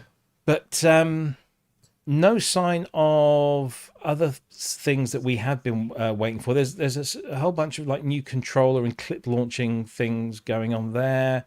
And there was no mention, I believe, of the very long-awaited CS80 clone, which doesn't seem to have materialized as yet. But lots of new things. I don't know whether any of this stuff was deliberately put out there, or whether it just was a pure and genuine accident. But looks like there's a lot of new stuff coming from Behringer, and it's probably about time, because they do this kind of, they're very cyclical and up and down and up and down. Any thoughts on what we've seen there? Would you be interested in a mini pops recreation, anyone? Or certainly a lot of people get very excited about the VCS3 clone. Yeah, the VCX3. I mean, that's a synth that's so ridiculously iconic, and they're not made and you can't get them. So that strikes me as being a really good one for them to put out, and I'm very interested in that. Also, the ARP, the 1601 sequencer. Yeah. It's one of those sequences that has always just delivered such a great tool to use when you're sequencing, especially with the 2600 or whatever. So they've got a lot going on here. The AKS Mini sounds like it could be an interesting thing. Yeah. But they always do it. They always manage to cost reduce it in some way. So that, but the VCX3, that is something I'd be very, very interested in getting my hands on. I'm definitely my interest was piqued by the SP1200, because I know that Brad from Isla Instruments pinged me. This was a while back, and he said, "I've just realised what I've done, and I'm kicking myself." And I said, "What?" He said, I had an order for an S2400, which is his kind of reinterpretation and expansion of the SP1200 concept, and it's brilliant and it's fantastic. Stunning. He sold one, and it wasn't until after he'd shipped it that he realised he'd shipped it to the buyer, and the buyer was Behringer. Yeah. So that's going to be an interesting one to look out for, and I'm sure Brad's aware of it, but. Yeah, I don't know what this RD765 is, whether it's like my colleague at Gear News speculated that it might be a mashup of some Roland gear, like a 707, a 606, and a 505, or something like that. I don't know. Sorry, just going back to the Brad stuff and the 2400. He's now, he's got the effects board. They're due to come out now, or have just launched. He's just sort of getting his shit back together, which is great. So I just wanted to, just for you, Brad, if you're watching, hats off to you, mate. Really, really looking forward to what you're doing. And I don't think it's going to touch you. I don't think an SP1200 from Behringer will touch what you've done with the 2400, mate. Not even close. And Brad will be coming on the show once he's got everything, like all his ducks in a row, shall we say. But he was very keen to come on and tell us about all the new stuff, particularly with the Caladan. And he's also got a new firmware for the ChordBot. So that was his very first product. He's now kind of rebuilt the firmware from the ground up. And so now it's got a sequencer and everything in there. So that isn't he looking for testers, beta testers? He is, yeah. If you've got a ChordBot and you've got time to actually put this through its paces, get in touch with Brad at Isla Instruments, as they're now known. So some interesting stuff. Mitchell, any comments on any of that stuff? You are more than welcome to abstain. If you wish. I'm not a Behringer person. How's that? Is that diplomatic enough? Absolutely. No. Okay. I do wonder, this is maybe an interesting thing to say. With the EMS stuff, Robin Wood, I've always known, was pretty protective of that stuff legally. So you got to wonder if, how that's going to go down. I mean, my understanding is that's why you don't see a lot of VCS3 clones out there. So, yes, we shall see. I obviously get the impression that Behringer kind of shoot first, ask questions later, or shoot first, answer the letters from the lawyer later. Right. But we shall see. Maybe this is one of those things, because I'm pretty sure they have in the past announced things in advance and then waited to see if anybody pipes up. Right. And then they'll go and change it a little bit enough to satisfy the. So who knows? That might have been behind it. It might have been a complete and genuine accident. What also followed that was another announcement, and I don't think anybody saw this coming at all, but this was the leak about so Behringer is supposed to be cloning the Jupiter 8, and they're going to call it the JT16. and they've had prototypes on display at, I think it was NAMM last year. Now they're doing a software version, and this was on the website. It had its own page and everything, and there was lots of pictures, as you can see here. We were able to grab some of these. It's a Jupiter 8 clone, but in software, called the JT16, and there's a manual for it, and there will be there was a dedicated web link for it, but that link was dead. Given that their last synthesizer, software synthesizer emulation, left a ton to be desired, I don't know. I'm not really certain about this, and also given the fact that companies like our good friends Cherry Audio, and even Roland themselves, and Arturia and Acoustica Audio and a whole bunch of others have already done this. Do we need another software clone of this particular synth? Or are we done with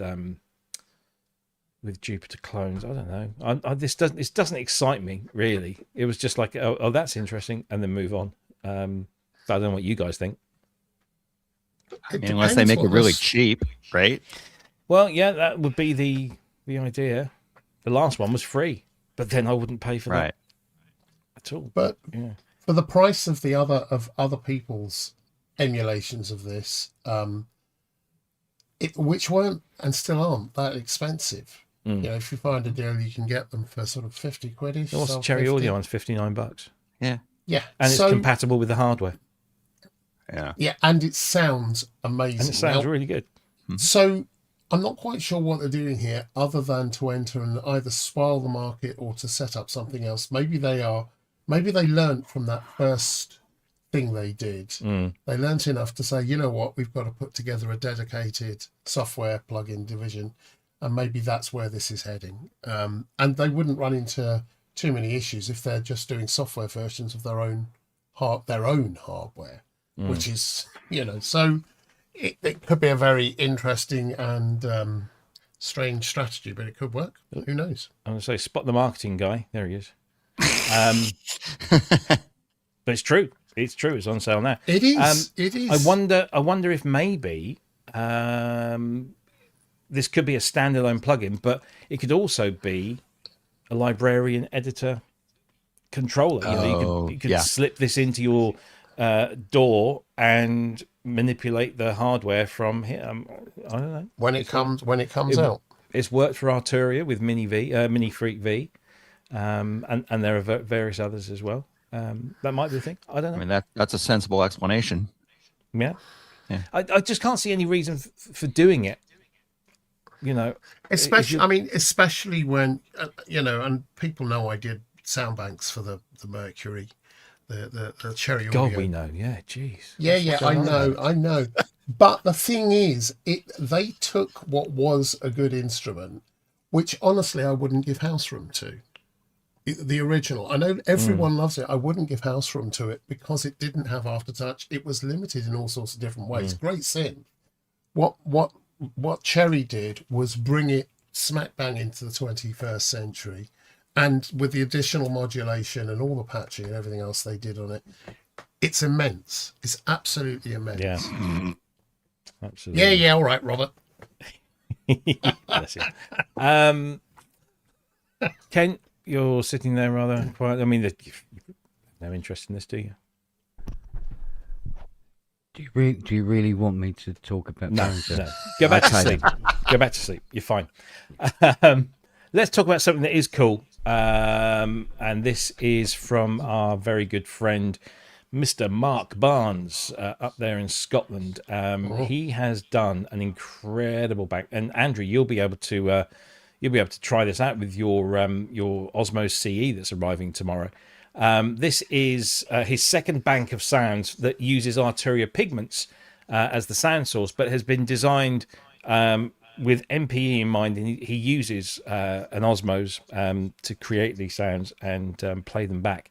I do have somewhere, let me see if I can bring it in, because it was a long video, so I couldn't upload it to the system, but I might be able to bring it in this way. Let's have a little listen to some of the sounds that he has done here. Here we go. Let's add that to the stage.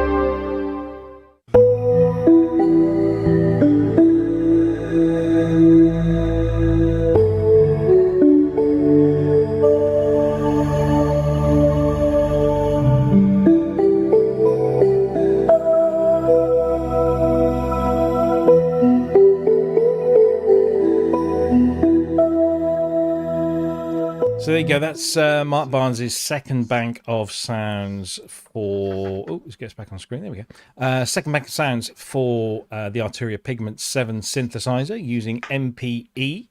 There's a lot of good stuff in there. You get 32 presets for literally nothing. $6.99 is all you pay for that. And everything is MPE compatible. His first bank as well is very, very good. So there you go. If you've got...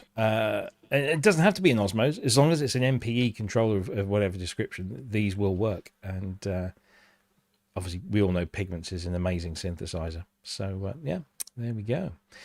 Let's have another piece of viewer music. I'm going to play, let's see, I'm going to play this one. This is the one that I had to do the graphics for, so they're not very exciting, but we've literally just sent the MP3 file. This is by Stoltz, is the artistic name of Simon Norman. So I don't know if Simon's watching, but you sent this track in. It's rather good, and it's inspired. Well, you'll see what it's inspired by when you see the still image that I've put on there. And if you don't get this, then yeah, you need to go and watch some decent films. This is called The Derelict.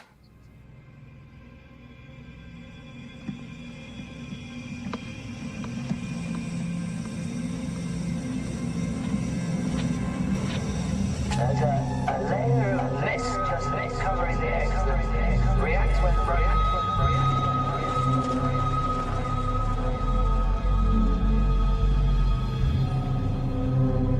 Wait a minute, this move, wait a minute, this move, wait a minute, this move, wait a minute, this move, wait a minute, this move, wait a minute.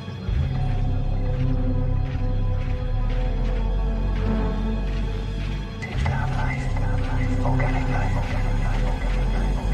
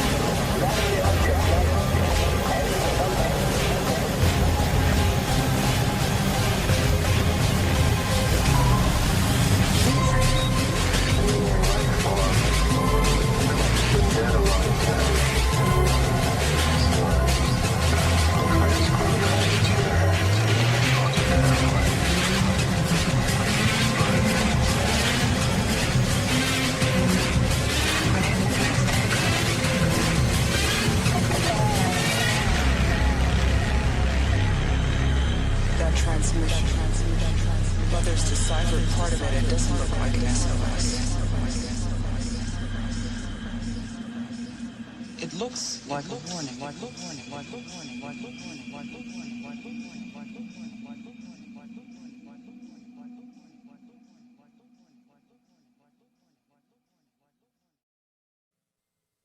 Kind of like that. That was very good. If you want more of Stoltz's music, you can go to their Bandcamp page. It's right here, and there's a whole bunch of stuff that you can download there. Link going in the chat as we speak. And they also have a website as well that you can go and visit. Again, link going into the chat. Once that's processed, that one, there we go. We do that one as well. So go and check their music out over there. That's Simon Norman. Is the person's name, but they go under the name of Stoltz. And thank you ever so much for sending it in. A very interesting listen. Really enjoyed that as well. Right, let's see. So let's get back to Mitchell. What does the future hold for Mitchell Sigman now that your album is out there? You're doing relentless promo, I'm sure. I am. You were on a radio station earlier. And you're on here today. I mean, what next? It must be Jimmy Kimmel or something like that. Is that even still on? Is it getting canceled? Got to do it fast. I don't know. I mean, it's an interesting time to be doing music, and this is a giant can of worms. So I'll try not to give you a 10-minute answer, but. I don't know what the goal is these days. Right now, it's just kind of like for fun. It's kind of like, okay, I'm going to do this and see if I can get it out to folks. And if people like it, great. I don't know that I'm about to try to go on tour. Unfortunately, due to the nature of what this record sounds like, playing it live is a difficult proposition because I'd need a lot of people or a lot of tracks. So I'm not sure. I wish I had a better answer, but I guess the idea is I'm just going to, keep recording stuff and keep making videos for fun and just sort of, if I can get TV placements or film placements, which I've done in the past, that'd be great. Then I could actually have some income. I don't know what the, as far as making a career out of it, I don't know what you can do these days. so the world's your oyster, isn't it? Yeah. I mean, I guess I know that, when you put an album together and you do it in the studio, that when you think about playing it live, it must be daunting because, obviously there's a lot of elements going on. But I've seen, people just literally go out, and it's so much more acceptable these days to go out with a laptop with most of the parts just in Ableton or whatever, and you're playing and singing along live to it. Is that something you'd consider doing, or maybe just having a couple of you and some? Yeah, I would. I think I don't know if I'm kind of arbitrarily choosing something to dwell on here, but for me it's the vocals, because this particular record has so many vocals. It has that yellow, echo, of course, 16-part harmony, 4 tracks of 4 separate harmony parts echoing all over the place. So it feels weird to me. And again, this may be really arbitrary and stupid, but when I have a synthesizer part on a backing track, it doesn't bother me. But when there's vocals coming out of nowhere, that bothers me. I don't know how you do it without having a bunch of singers. And also out here, you got to figure out where to play out here. I guess you go to New York City. Yeah. Jacob Collier does an interesting thing with vocoding in his Novation setup and a vocoder, doing multiple voices, harmonies. That might be a way to do it, which would also be in keeping with the kind of stylization of it as well. So that could be the problem is more that there's a lot of different parts going on. So even a vocoder, and I have vocoder parts going on too. I have a ton of vocoder on that thing. I love the Rowan vocoder. So it has more to do with a bunch of separate parts happening than being able to cover a straight parallel harmony. Actually, I mean, it is really interesting because you think about going live, because I do live performances from time to time, but I have a band that comes together once in a blue moon. Really good players, and it needs the good players. And there was always lots of discussion in the very early incarnation of this band. How much of this do we have on a computer or on playback of some sort? And the more, and at what point do you just go, well, if it's on playback, that leaves us tied to a format and to an arrangement. And at what point do we just say, let's just put on a CD or put on a backing track, play a file back? Because, how much of it is live? But trying to find that balance is really difficult. Have you thought? Because I know you use Mainstage as well. Have you thought about? Yeah, I mean, I've played in tons of bands with almost every band I've done in the last 20 years had tracks of one sort or another. I don't mind that. I don't mind the like, oh, well, you know, it's got to stick to the arrangement, because I never do the kind of music where you're going to have a big jam in the middle anyway, or I try to avoid that kind of music. So it's not a question of that. I don't, and plus these days, of course, everybody's using tons of tracks. So I don't really have any sort of moral qualm with it. It's just, I don't know, with this particular thing, there's a lot of layers and a lot of things and a lot of parts that only happen one time. Yeah. So, in fact, on this record, it would also be difficult because, like, I don't even know what instrument I'd play. I don't really want to try to play keyboards and sing at the same time. And I guess I could play acoustic guitar. It's just some projects you sort of conceive with the idea of like, okay, I'm probably going to play this at some point. And other ones you just don't. You just don't think of that. So, I don't know. What would you guys do? What would you do, Robbie, with this kind of thing? You've got lots of vocals. You might want to have a backing band or a choir or something. What you know, or backing vocalist. What would you do? Well, I don't sing, really. I mean, I only ever sung one song in a band, and never happened again. No, I used to sing. There was one track. Do you remember Bohemian Like You by the Dandy Warhols?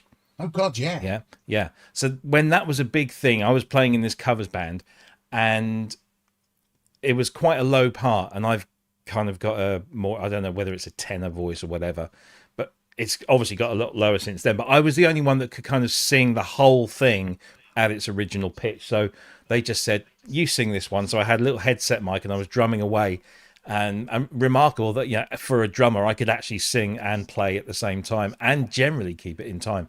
So I don't do vocals. So, but I have considered over the years doing something if I could get a vocalist in, and maybe just taking a couple of keyboards and have the rest of it all on a laptop doing, you know, with something, you know, whatever it might be.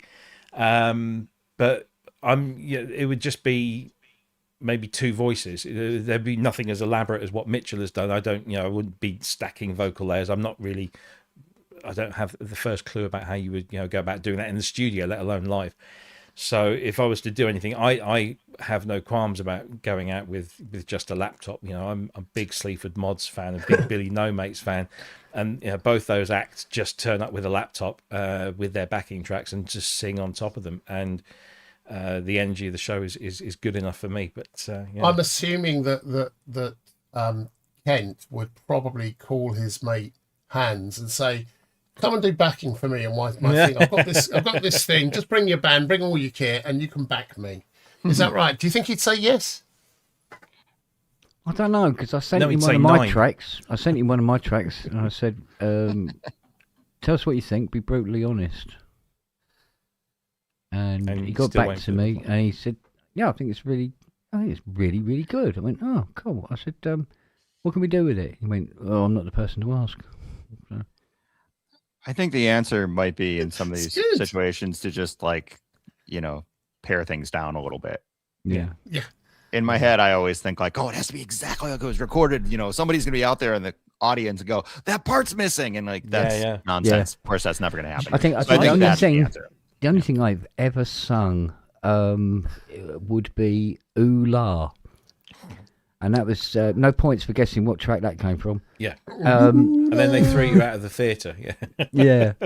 And because I did a cover of All the Worlds. I thought, well, it's done with a CS80, and I've got Dave Spears CS80, and it's Jeff Wayne's CS80. So the CS80. Yeah, I'll do it with the CS80 that it was used on it. And strangely, it didn't sound the same as Jeff Wayne's version. Really? I don't know. I'm not quite sure what it was. I think something to do with I don't know. Talent? Lack of talent, yeah. Timing. But what's funny is... Go on. No, I was saying I got recruited for a project last year or the year before where an artist... Actually, this album still hasn't come out yet. But this artist who is reasonably well known in the UK, but lives locally, has done this album. It's been produced by a very, very, very well-known electronic music producer. The album itself is pretty electronic, but she wanted to tour this album when it launched, and she put a band together. And considering this album is like 95% electronic backing, synths and all that, drum machines and all that, she put together a band with an acoustic drummer, a bass player, a guitarist, and one keyboard. And she was going to recreate the whole album, but with those instruments instead. And I was just, really? And my task in that project was to try and recreate as many of the electronic sounds on a Korg mini Korg, micro Korg, sorry, which is I've had to do that. Yeah, the least. Well, I mean, yeah, it's not an uncapable synthesizer, but it's a bit of a pain. It's a bit of a stretch. Yeah, and there were some interesting sounds on the multis that I was given that, I could isolate all the synth sounds. I was getting close, and then the project was thankfully not due to my work, because my work I don't think even got heard, but the project kind of got put on ice. So I think it's coming soon, but I don't know how she's going to tour it. If she's going to tour it with essentially a guitar and drums and bass band for an album that's entirely electronic, I think it's a little too much the other way. But you can certainly reinterpret things. And get away with it, I think one of the things that either doing covers or working on someone else's material who has been in the studio, recorded something, and then they go live and you have to play the keys or do whatever on it. One of the things you pick up really quickly is how to give a sense of the original without actually doing the original. So you there's something that you can get close enough. It's almost like counterfeiting. If you draw every little thing on a dollar bill or a pound note or whatever, then people will pick up the tiny little error straight away and they'll go, it's fake. Whereas if you just kind of scribble it in quickly and you give it to them with earnestness, people just go, oh, it's a pound note, or it's a dollar. They don't, almost the more you sketch it, the easier it is to accept it and to remember what you heard and then map it over it. So often with these kinds of things, it's just a case of finding a way to interpret it and to scribble something so that when you're playing live, it gives the sense of the original track. I think that if you do copy it, like to the tiniest nuance, it's almost pointless because everybody hears the track differently. Yeah. Don't they? Right. A good song is a good song is a good song. Yeah, it depends on the nature of the music. I say that. Like, if it's you can't do Smack My Bitch Up unplugged, right? Because it's not really yes, you can. I bet you could. It might not be good. What makes a song like that is, are a bunch of idiosyncrasies, right? The Ukulele Orchestra of Great Britain. A huge beat, a sample, whatever. Like, you can't play that on acoustic guitar. If certain kinds of music, like my record, but I'm not saying it's better because this is just that kind of record, I could play any of those songs on a guitar or a keyboard and they sound like a song.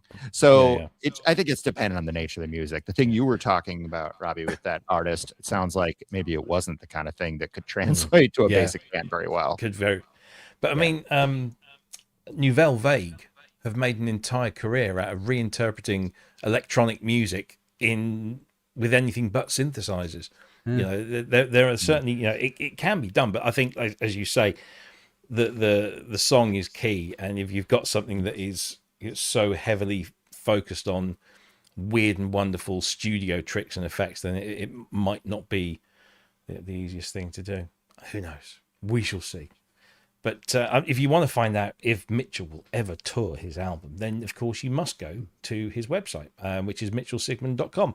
I'm sure it's been posted up there already, and I'm sure. Do we get access all area passes, Mitchell? To where? Yeah. Sure. Wherever you're going, we want VIP access all area. You haven't seen the kind kind of back of the car. Yeah, exactly. Yeah.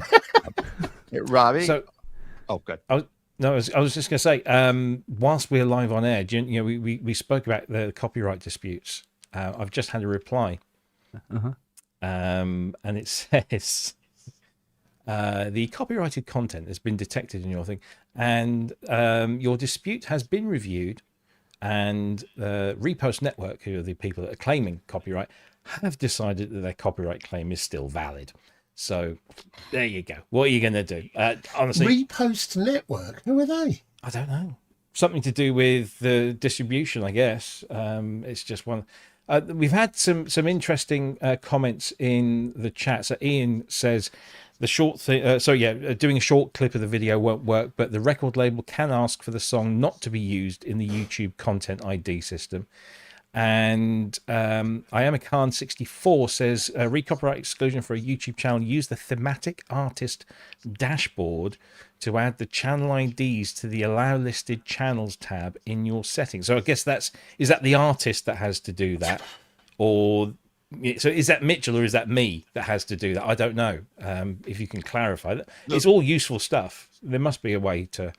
Or maybe there isn't. The problem I ran into is that when I won't spend too much time on this, but when I uploaded it all through, when I distributed it with SoundCloud to all the streaming sites, they included YouTube. I mean, it was a thing I could check or not check. And what I didn't realize at the time is it uploads it to this YouTube thing for like the YouTube music service thing. And if you look at what the channel that it's on, like, so all my songs are up there as audio. And if you look at them, it says my name, but it's Mitchell Sigman something or other. And it's a YouTube channel I have no control over and no access to. Yeah. So I can't do anything. It's not on my YouTube channel. Otherwise I could go into it. Exactly. That's bizarre. It's weird, isn't it? So I'm gonna promotion. I'm going to email SoundCloud and see if they have anything. I'm sure that there are solutions to it. It's just, can you honestly? I'm really not bothered because, as I said before, it's on a video that's like 30 episodes ago. Yeah, but I am probably. Well, yeah, I don't mind. I mean, at the end of the day, you'll be earning some money from it, and that's absolutely fine with me. Not a problem. You won't be earning much, but you'll be earning something. I'll send you a fraction of a pence. Yeah, do that. That'd be cool. So no touring, but obviously lots of promo work. Have you got anything else in the works? Are you working? Are you now moving on to the next thing, or are you? No, I'm going to make some more videos. Okay. I'm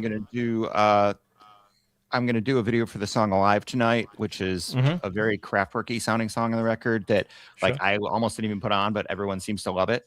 So I'm going to do a really like very Max Headroomy 80s TV kind of looking video for that. I've got a collaborator for that who loves doing vintage TV stuff. So gonna do that. I've got a couple more videos I want to do. I haven't really seriously thought about what the next music project is gonna be. But right now, I'm at kind of this promo mode, and I've been making all these little silly videos, and I made that one silly video that I don't know if you want to play or not, because let's see if we can find it. I'm sure it's here. It's really taken off on Facebook. It's got like 7,000 hits, which for me may as well be 7 million. Let's see. I'll tell you what, Mitchell, if you're really into Kraftwerk, may I recommend to you Bill Bailey's Kraftwerk tribute singing Das Hockey Cocky.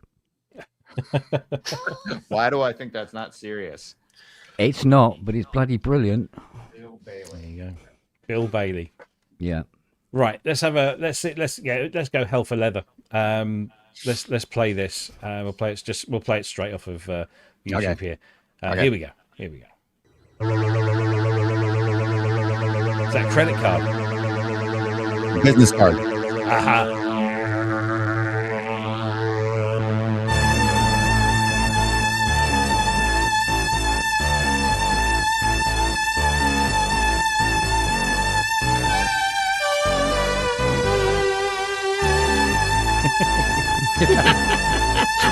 Authentic 80s video. It gets worse.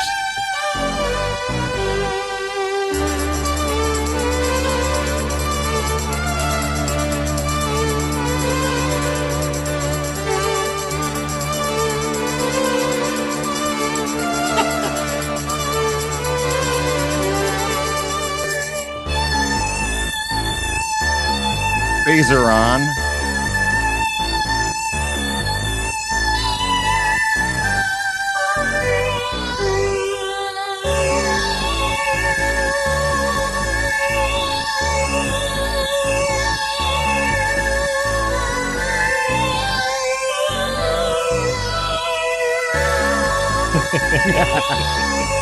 Bang on. That took some work.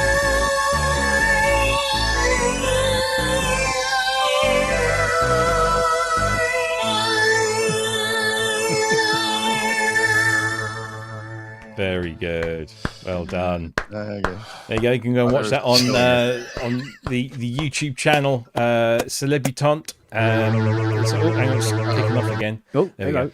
go. Yeah, so you can see why Newman went for that sound. 'Cause it's so, I mean, That's very cool. yeah, it's such a cool sound. Now, I It's hope just a lots of shame that people it's- see this video, because the amounts of times I've had to tell people when they bring in their Polymoog and they go, "Oh, but I want the Vox Humana on it." I go, "Well, just make the patch." I want to like make a video. Somebody already, I think, brought it up. I really want to make a video, like a serious video, explaining that you do not need a 280A Yeah, to make 288 Vox Humana, keyboard, yeah. because people don't understand that I have it on mine. I have the mod, which I never use, because the crux of it is that the Vox Humana mod is really just like a filter set, a fixed filter set. And Gary didn't use that anyway. He used the direct, so it bypasses the filters anyway. So Yeah. you don't need it. Yeah. I remember when I was working on the Fusion, there's a guy in Belgium, I think it was, who was a big Newman fan. He was recreating a lot of Newman sounds, and he actually bought a Polymoog and sampled it and realized that he, like say, Gary just took it out of the direct outs, and that's how you get that sound. Otherwise it's not the same. Murky. Yeah. So but that ended up on the Fusion free pack at some point for the Alesis cool. Fusion. Yes, indeed. What are we? We're at 10 minutes to go. Shall we? Let's do a By the quick- way, that Moog sounded monstrous. It does. Brilliant bass. That's the first one I've Absolutely seen one gorgeous. play for 5 minutes without any smoke coming out of it. Oh, you mean the Polymoog? Yeah. I had the Mini was going through a Electro-Harmonix poly chorus, which is okay. It's like it thickened it up a little bit. Yeah. I'm going to mention this actually. I completely forgot about it, and I don't want to because it's brilliant. So it's an Alex Ball video. He's just put out a new one, which is all about drum synthesizers, not drum machines per se. And he does go into some detail about the difference. And let's bring this up here. Add it to the stage. There it is. It's on Alex Ball's channel. It's called A Potted History of Drum Synthesizers. So everything from some really weird, obscure stuff that I've never heard of, through things like the Sinair, and then obviously the Simmons and the connection between that and Richard James Burgess and Landscape, and it's just a brilliant thing. He even mentions, and I was so chuffed that he actually mentioned Paul Parry's Osprey 8 towards the end. That got a good mention, which from Bad Dog Designs, which sadly I believe he's not making any more of those. It didn't quite hit the mark, shall we say, but he's working on something else very exciting. But yeah, drum synths, and what's your favorite drum synth? Anyone? Mitchell, have you got a favorite drum synthesizer? I have a Pearl DRX that's pretty cool. It's hard to work though. But I have always wanted and kind of missed the boat on it. Just an SDSB. I love those toms. And unfortunately, it's another one of those things where like, used to be able to get them for $500 and now they're God knows how much. I always wanted one of those. Yeah. I always like the Pearl Syncussion. I kind of like, because you can go way beyond just the drums with that. That's a very nice little thing. I know that Behringer have done a recreation of that, but that was always an interesting one. Andrew, favorite drum synthesizer? Two really. Drum Cat. There's a controller which was just brilliant. And what was probably, I'm going to be really boring here, probably either the TR-77 or the CR-78. More drum machines though, not drum synthesizers. Yeah, but they are by Alex's definition. Yeah, I know. I'm not that driven by them, to be honest. The one that I liked out of that video that I hadn't really heard in any great depth before was the Vermona DRM, and I thought that sounded really. They did a few over the years. They did a bunch of them. Yeah. I think they're on Mark IV now, and I think that's the actually your pal's one, the one that your friend that you got involved in helping. Oh, the Osprey, together. The Osprey. I do like that. I have to say that's got a kind of SDS vibe to it. In that you can come up with all sorts. There's a lot you can do with that, but it's a very primitive design, and not to be in any way disrespectful to Paul. He took a very primitive original design and modernized it, but you can get some pretty good stuff out of that. Yeah, Kent, favourite drum synth to play, not to fix? No, I don't think so. No. No. No, I was always been a drum machine man. So, I mean, the weirdest one is that Wurlitz's the drum man. Oh yeah, the mechanical drum machine. Yeah, it's a pain in the arm. And the CR78. But I tell you what, the one thing I love about the vintage drum machines is how narcissistic they are. They really are narcissists, because with a vintage drum machine, everybody's got to follow it. Yeah, right? That's it. They go, "Are you going to sync to anything?" No. Nope. You sync to me, bitch. On your knees. Yeah. What's the other one that he had in there that I always thought the Sine, the one that looks like a UFO with all the controls around the edge. Oh yeah. There's a demo in there that makes it just sounds. There's some really, really cool sounds that you can get out of that. I was doing the Joy Division thing. Yeah, Lost control. Yeah, I got it. Yeah, and there's somebody that turns up at Synthfest UK every year that has a big Moog modular system, but also has the Moog drum. Which is it's like a pad, right? It's just a pad. It's a pad, but it's connected to, because he did do something for someone, and I think Alex explains it in the video. It was just like a one-off; it never went into production. But yeah, they've got it connected to something, and it does all sorts of weird and wonderful stuff. But yeah, what was the little Boss one with like 4 square pads? Oh yeah, what was that one?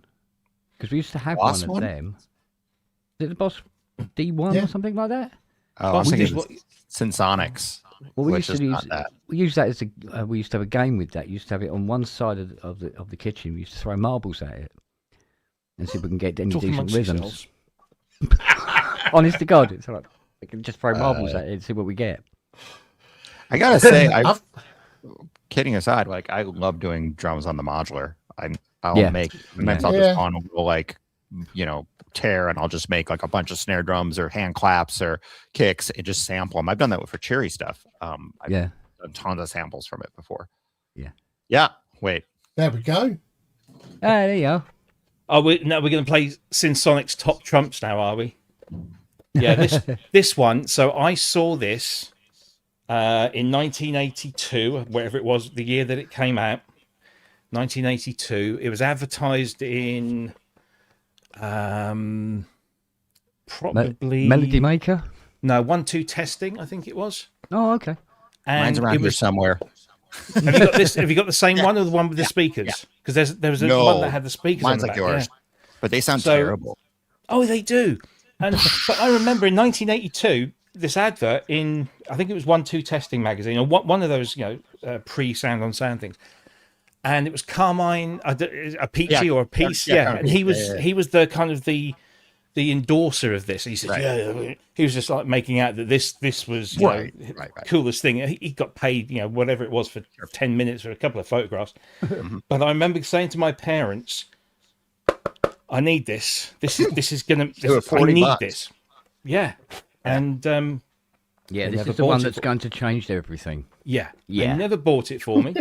I was most disappointed. And then many, many years later, I found this on eBay with its box, with its manual, with a completely uncorroded battery compartment as well. Good Lord. Wow. £25 British. Yeah. You want to hear the story about how I got mine? I got a good story. Go on. So I had a friend who was like a rich kid, and his parents spoiled him, and I was broke. And they bought him one and he had a drum set too, like this cheap drum set. He couldn't play it all. Like he just spoiled kid. Yeah. He had a super goose bike and all the crap, right? Yeah. And so he had this in Sonics, and I desperately wanted it. So I just waited it out, and eventually I got him to give it to me. And I still have it to this day. That's the one that's in there. But I remember the thing that was really lousy about it is you had to hit it really hard. Like they weren't sensitive at all. So like you can play with your fingers. That's how they advertise it. It's like, are you kidding me? There's no give in those pads. Yeah, you got to smack the crap out of it. But what I found is, because on the bottom here you've got these these kind of trigger buttons, but each one is like, so for example, this one is 8th notes, this one is 16ths, this one's 32s. Right. So you can actually play a rhythm just by playing those, and then just sort of pressing and letting go when you need to. I never figured out the recorder function on there. I never could seem to get that to do what I expected it to. I It have would not record turned mine stuff, on it'd be awful. in 40 years, probably. And then you have what was the Pearl one? Was the Pearl one the Syncussion? Yeah, the Pearl Syncussion was a box. Syncussion, yeah. But you also had here, which was the best bit. You could do your Yes. tom tuning.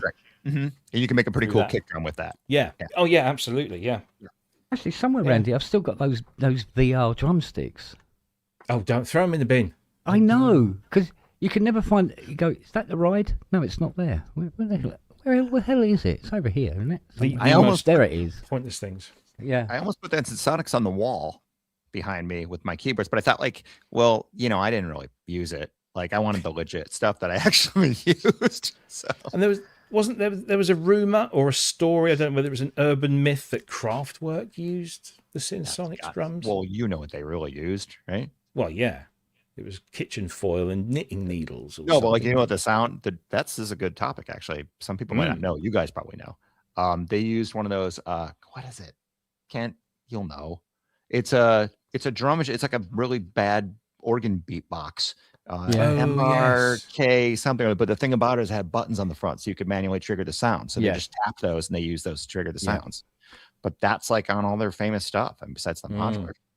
Yeah, it's that snare. I don't know whether that was. It must be an urban myth. Well, after seeing some of their gear, it's a wonder they ever got a bloody album out. Well, I know. Yeah. Honestly, God, it was held together with glue and string, and it's ridiculous. I know. Have you still got the vocoder? No, the vocoder's gone back to Daniel Miller now. Okay. I said, look, take it back before I completely wreck it. Which one was it? Shelf. Was it like the silver and blue one? It's the Kraftwerk one.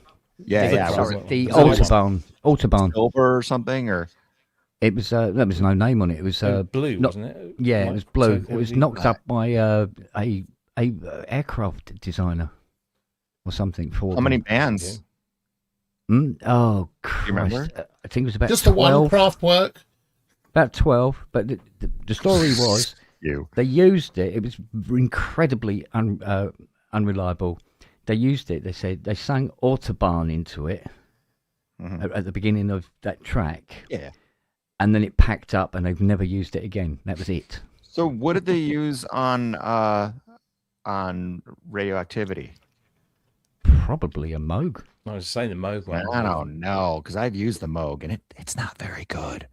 And Radioactivity sounds so badass. Unless it was the EMS one. Yeah, I wonder if it is. I was completely underwhelmed by how bad the Moog one sounded when we did the Cherry one. We actually improved it because it sounded really bad. Yeah. My copy, they've just reissued Radioactivity, and I'm still waiting for my copy of the Blu-ray, which has got lost in the post. Again, another Blu-ray. I think there's somebody at the sorting office that has a thing about Blu-rays and is probably pocketing them. But yeah, still waiting for that. Hopefully, a replacement be on its way. Anyway, guys, we've overrun. Oh, good. Yeah, How fantastic. did we do that? Yeah, I know, right? Mitchell, it's so good to see you, mate. It's been a while. Don't leave us along next time. Yeah. And keep us up to date with your activities, musical and otherwise. And Thank you. We'll get you back on the show very soon. I've got to buy this album now. You have. Everybody's got to buy this album. You really do. Good album. Let's put the appreciated. The link back in the chat. Let's see if I can beat. So I can Steve listen to that on me Bluetooth earbuds while I'm working on the Mustang. There you go. Perfect. Perfect. Absolutely. There you go. Links in the chat, everyone, for the Bandcamp page. You can go and buy that album there, and buy all of Mitchell's other work as well. All very good stuff. Right. Okay. So again, thank you, Mitchell, for coming on. Who have we got next week? We've got somebody next week, haven't we? I think. Have we? Let me just double check. Yeah, I was going to book him for this week, and then I remembered. Buddy Holly? No, we've got Kim Bjorn and Ollie Freck. There we go.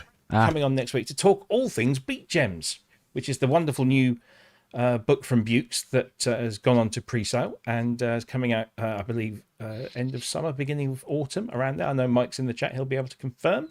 But yeah, we've got Kim and Ollie on the show next week to talk about the book. So that's going to be very, very cool. And passports. Oh, no.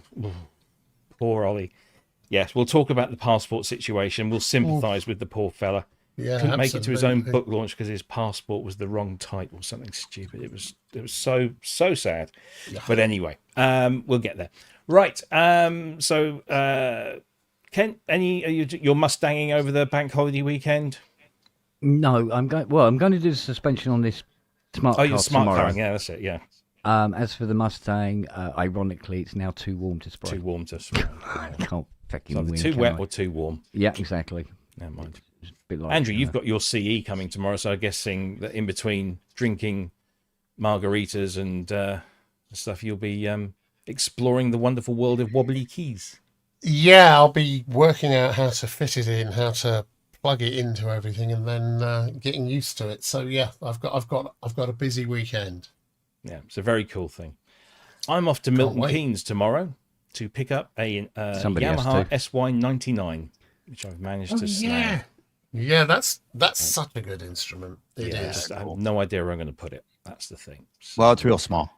Well, I'm sure there'll be people with suggestions. Yes, indeed. And then, we're having a barbecue, I think, at some point over the weekend because, we're English and the weather is good. So it's just kind of like, it's the law. Because it's probably the only one that we're going to get in because the weather's usually rubbish. But there you go. Anyway, so we'll be back same time, same place next week with another great guest, Kim Bjorn and Ollie Freck joining us to talk about all things Beat Gems. Thank you once again to Mitchell Sigman. Go buy his album. And we'll see you all same time, same place next week for another episode of the Process Network. Take care, everyone. See you soon. Bye-bye. Bye.